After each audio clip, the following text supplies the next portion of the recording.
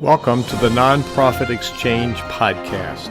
Stories by leaders for leaders to help you raise the bar on your own excellence, to release the potential inside of you.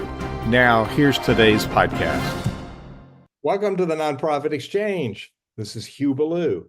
This is our 405th episode, and we've got, it's always special, but today's special. We got going to talk about philanthropy. It's a word that most people don't really understand. So sit back, take notes. The next 25 minutes, you'll get some good ideas, maybe a new perspective on what to do next. My guest today, John Del Bello, and John Bello, I put an extra syllable there. Sorry, John. Tell people your real name and what you're going to talk about today, and a little bit about who you are. Sure. Yes, it's John Del Bello. That's correct. Sure. I'm the founder, CEO of BeGiving, and we are a social good tech firm building a philanthropic social platform. So the best way to describe it is imagine a philanthropic version of Instagram meets like Charles Schwab. So we consider people to be impact investors, no matter they're doing time, talent, or treasure. And we make it easy for them to connect with community nonprofits to make a difference in their community. Making a difference. That's what we're about. It's impact. So your title today is Revolutionizing Community Philanthropy by Empowering the Next Generation of Givers.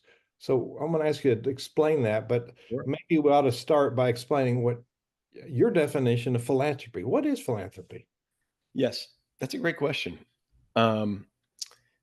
If you look back in terms of the Greeks and how the word came about, it was giving back to humanity. And it was sort of inviting people to participate in being the better part of humanity. So kindness, generosity, love, coming from a place in the heart. And then if you step forward and look at how, we think of philanthropy in terms of sometimes nonprofits. Well, the first nonprofit was actually called, funny enough, the Penny Appeal.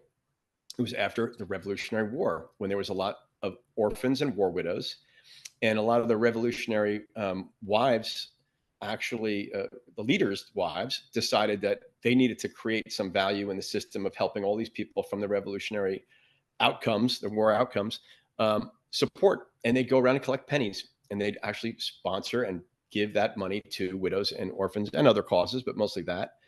And it wasn't until, believe it or not, Carnegie changed the rules around philanthropy because he went to the IRS when it was formed and said, you need to give structure around allowing organizations to have foundations that can operate in a tax-free environment to give back, basically because they wanted to protect their wealth for generations while also being able to deploy. That's why the limit is so low. It's 5% on an annual basis. So when I consider philanthropy today, that's another year. So we're going to a 200-year gap, right? So from 17, it was like, I think it was 1798 or 99, I think of the Penny Appeal, maybe 1800. And then we jumped forward in Carnegie, that was in the early 1900s. And so now we're in 2024. The way we look at this ourselves is a completely different perspective, which is, why can't anybody make a difference in their community in the most simple and affordable and accessible and transparent way?